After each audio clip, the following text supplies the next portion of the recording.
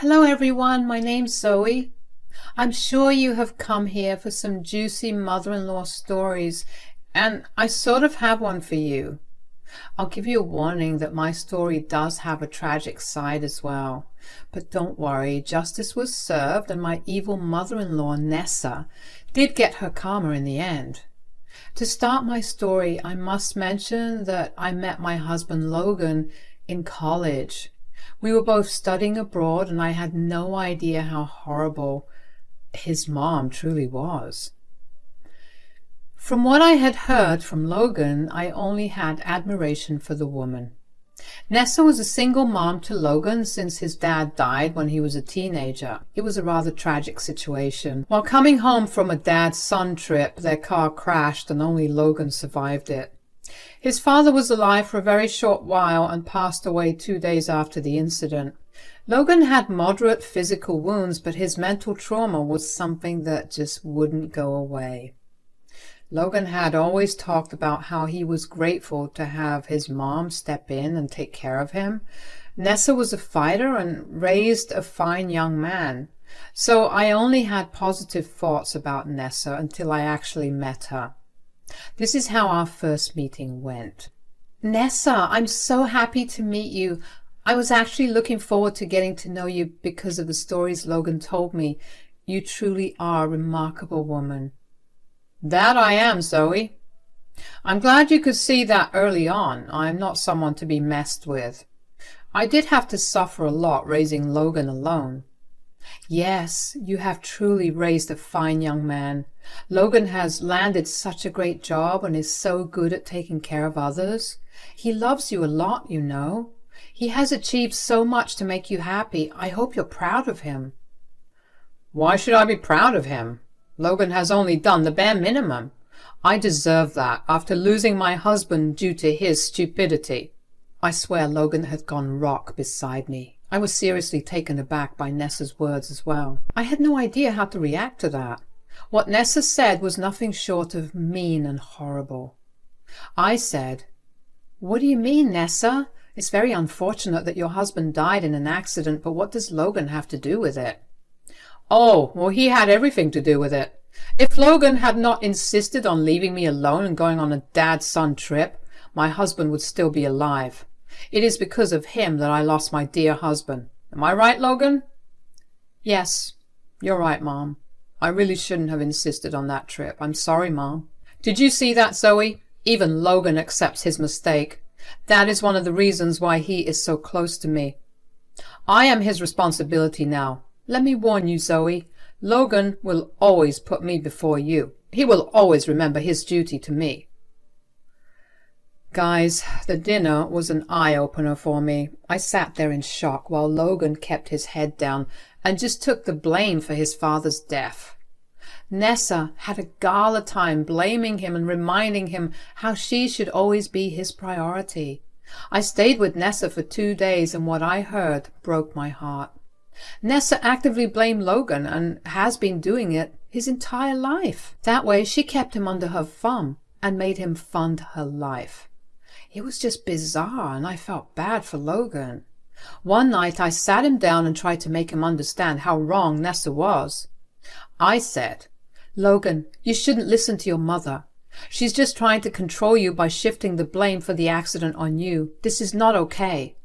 "Zoe, Mom's right. In a way, I am responsible for Dad's passing. I've already accepted it. You don't have to feel sorry for me." "Logan, you are crazy. You need to seriously get some distance from your mom and analyze her ways. She's emotionally manipulating you and taking advantage of you." "Look, Zoe, even if you're right, what can I do? I need to take care of her. She's the only one I have left. Before my dad died, I had promised him that I would do everything to help my mom. I can't back down on that promise. It's true that I took Dad away from her. I want to make up for that mistake. It's my duty."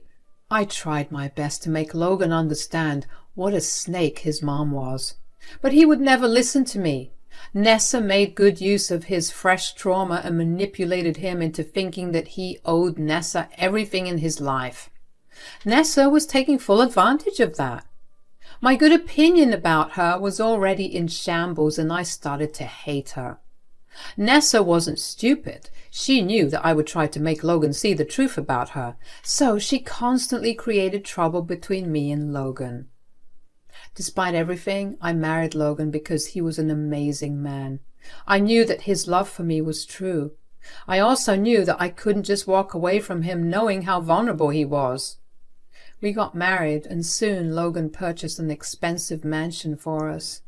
Guess who showed up right after we moved in? Yes, it was Nessa. One day she just showed up with her stuff and declared that she would stay with us. Why, you may ask? Of course, because she deserves it for losing her husband due to Logan's fault. I swear even typing this out makes me want to knock her out. You could only imagine my anger when she sat in front of me and berated Logan for not inviting her sooner. Logan, of course, gave in and allowed her to stay. He was already shouldering her expenses and paying her rent, so it was nothing new for her. But it turned out to be a nightmare for me. Nessa made my life a living hell. She started to manipulate Logan into thinking that I was a gold digger who didn't want him to take care of her. Yes, I didn't want Logan to shoulder all of Nessa's expenses because she was a toxic manipulator and abuser. I don't know why she thought I was a gold digger because I contributed to the household and had a job, albeit not as good as Logan. Anyway, after a year of fights and screaming matches, I have had enough and left the house. I moved into a friend's empty apartment and gave Logan an ultimatum. I said, "Listen to me, Logan. I can't live with your mom like this. We have been taking all her responsibilities, and she is still running around abusing us. Hell, she had moved on to trying to break us up. I can't take this anymore. You refuse to punish her or do anything about this situation." "Zoe, what can I do? You know I can't speak against my mom. I'm the reason she's alone and without a partner. I don't have the place to tell her off. I'm so sorry, Zoe. I want to support you, but I don't know how." "Listen to me, Logan. You have to see past your mom's manipulating tactics and take a stand for us. This can't continue. I won't go back to that house while she's there. If you think you can't do anything, then it's best we get a divorce." I was honestly tired of Nessa and at the end of my wits, so it was natural for me to consider divorce. I didn't want to be with someone who wouldn't stand up for me. But Logan wasn't willing to let me go. He immediately panicked and started to beg. He said, "Zoe, I can't evict my mom from the house. I promised my father that I'd take care of her. I won't be able to make her homeless or kick her out. But I will buy a new house, Zoe. I'll sell whatever I own and buy a house for you." "No, I don't think that would be a good idea. As much as I want to get away from your mother, I also don't want to financially cripple you." "Fine then, you can. I'll pay the down payment and take a mortgage. I promise I'll get you away from my mother. If I leave her the house, she will at least create less problems in our life. I'll slowly cut her off, Zoe. I promise you that I will make sure you never face this situation again." Logan literally begged me to give him a chance. I won't lie to you guys, but I did feel hesitant to accept his request. I did love him a lot, but I was doubtful that his mom would leave us alone. However, after a lot of careful consideration, I decided to give him a chance, but things would be different for us. It was hard to start a new life with Logan. Nessa threw a fit when he talked about moving out. Thankfully, Logan pacified her by saying that the house would be hers and she wouldn't have to leave her favorite place. Also, Logan promised to send her an allowance every month so that she wouldn't have to fend for herself. While this was going on, I continued to stay apart from my husband. I wanted to see his resolve and only waited till he had purchased a house and started the mortgage payments. He was the one who set everything up, so I knew he was serious. 2 months after the house purchase, I moved back in with Logan. Nessa threw a fit and tried to cause problems. She stormed into our new house and said, "Why the hell is that witch back with you, Logan? I thought we had gotten rid of her for good.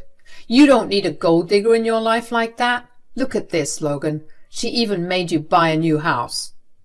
"Mom, you have no right to say what I do with my own marriage. You wanted Zoe gone, but I didn't. We have decided to mend our relationship and marriage. You should be happy for us." Why the hell would I be happy, Logan? First, Zoe tried to kick me out of your house, and now she made you buy her a new house. She's just proving me right in thinking that she is a gold digger. Why would you still want that in your life? Mom, I love Zoe. Buying a new place was solely my decision. Zoe had nothing to do with it. You are not a saint either, Mom. You did create a host of problems for Zoe, too. So far, I have never stood up against you, but you are taking things too far. Don't make me regret supporting you, Mom. My dear mother-in-law turned pale when Logan talked to her like that. She had never expected Logan to stand up for me like that. I know that to most people it is nothing remarkable, but to me it was. I knew how much mental strength it took Logan to stand up to his mom. Nessa, of course, cried and lamented about how he was treating her very cruelly. It was a complete drama, and I wisely kept my mouth shut. I didn't want to interfere and somehow give Nessa the chance to make me the bad guy again. Plus, I didn't even have to say anything. Logan continued to covertly threaten Nessa about cutting off her monthly allowance if she continued to cause problems. That shut her up eventually, but Nessa's words also gave me some food for thought. When Nessa was gone, Logan started to apologize to me again for his mom's words. He was worried that I would bolt after this small incident. He was really caught between a rock and a hard place. It honestly made me feel very sad for him. It was then that I decided that we needed some more changes. I said, Logan, I really appreciate how you stood up for me today. I know it's not enough and a little late, but I appreciate it anyway. I will do that again if Mom tries to create problems, Zoe. Please don't leave me again. I swear I will make things right. Logan, I'm not leaving for now, but we would need a little more change after today's incident. It has got me thinking about certain stuff and what more needs to be done. Logan immediately jumped to hear my suggestions. It warmed my heart to know that he was willing to do what it takes to make us happy. That's how I got the confidence to proceed with my suggestions. I said, first of all, I think we need to see a therapist. We need both individual therapy and couples therapy. It will help us fix our relationship better and make you unlearn that shit that Nessa has been teaching you since your childhood. Absolutely, Zoe. I've been thinking about the same thing. It's difficult for me to stand up to my mom due to my childhood. Mom really made sure I always felt guilty about standing up to her. Only therapy can help me in this regard. What else do you have in mind? I would like to start paying the mortgage on this house. What? No. I decided to buy a new house. I need to prove to you that I am committed to us, Zoe. You already proved to me that you are committed to making this marriage work. But I need the world to know that I am not a gold digger. For that, I need to have an equal contribution to this house. You already made the down payment, so I will take over the mortgage payment.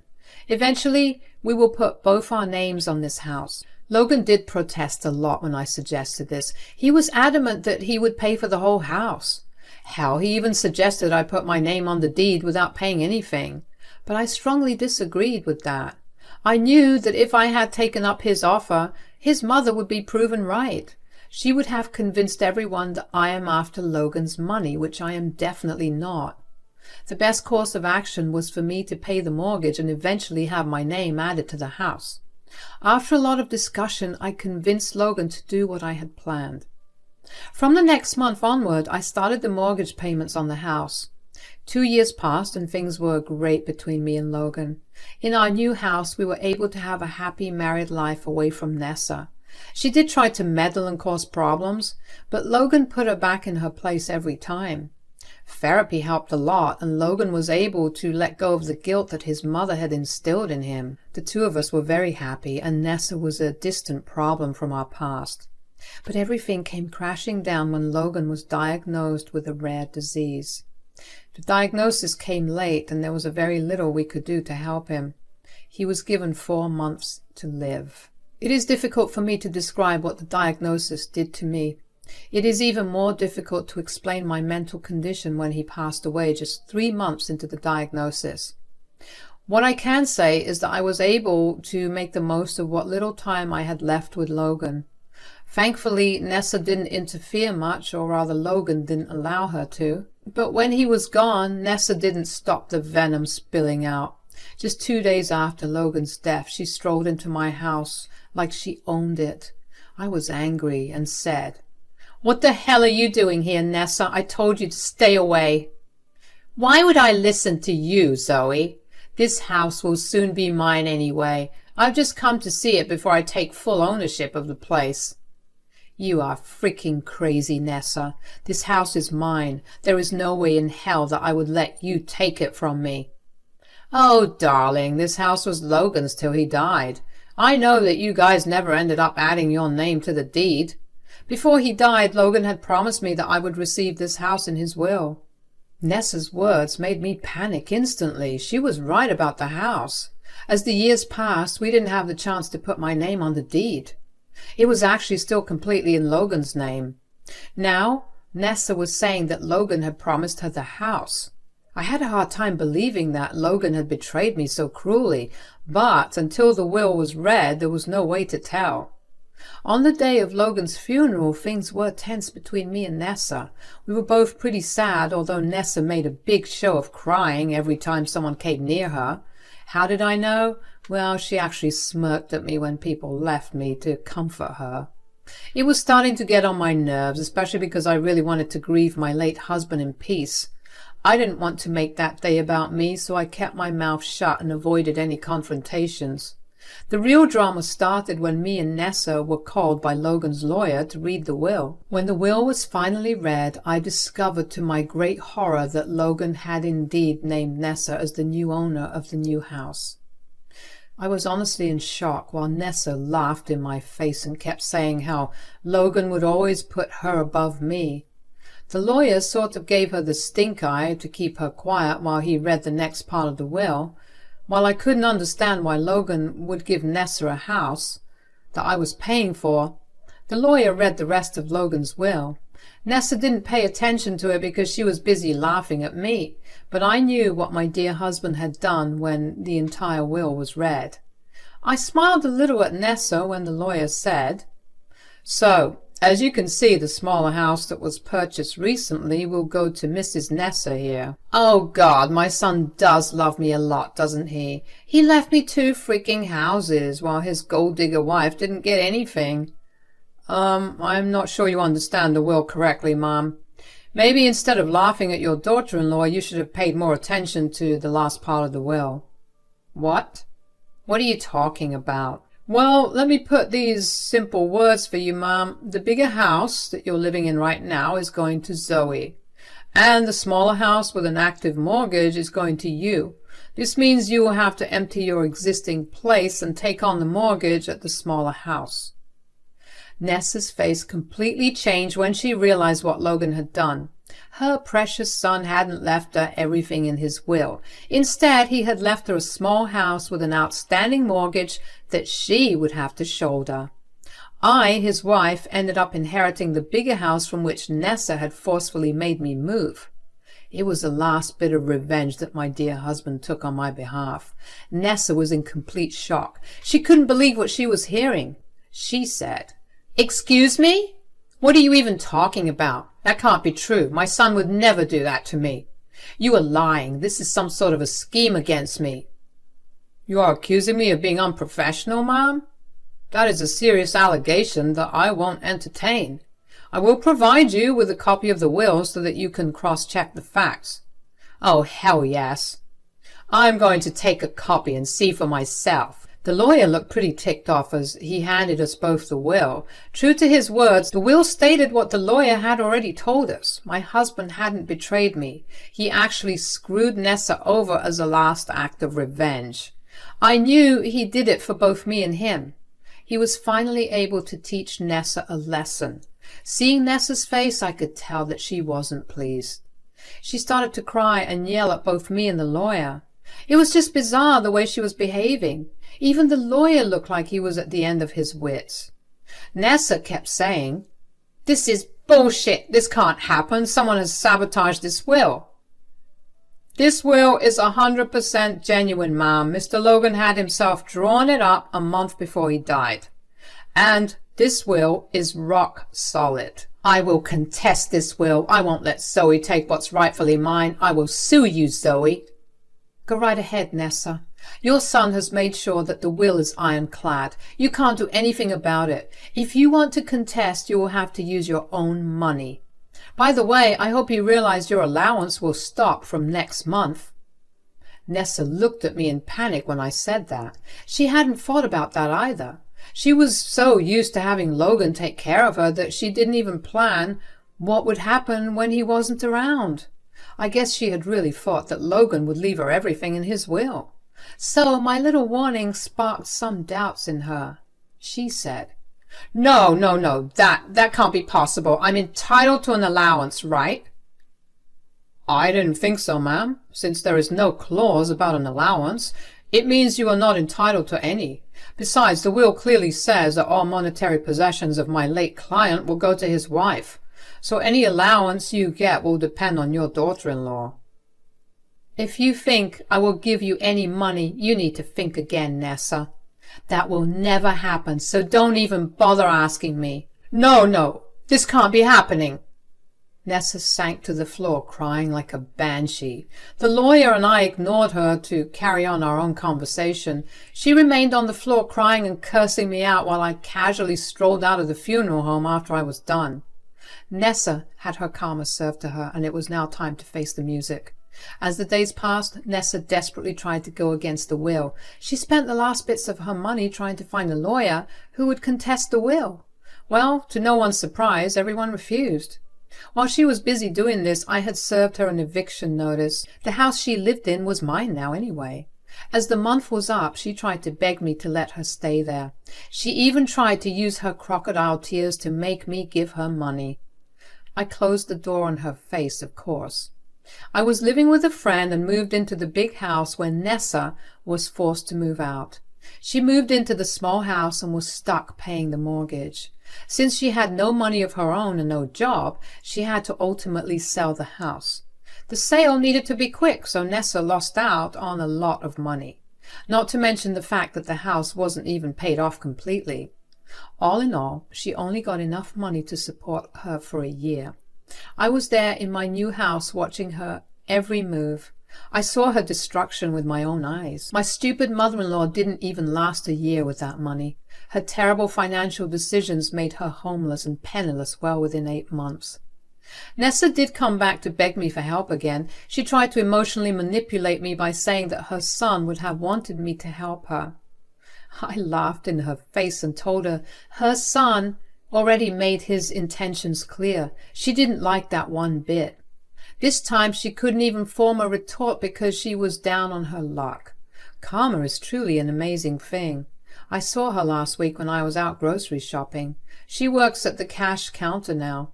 She pretended not to know me. It was well and good with me. I didn't even feel sorry for her. I heard she's renting a place with 5 people now. All I can say is that she deserves it. As for me, I'm content being single in a big house and with the beautiful memories of my husband.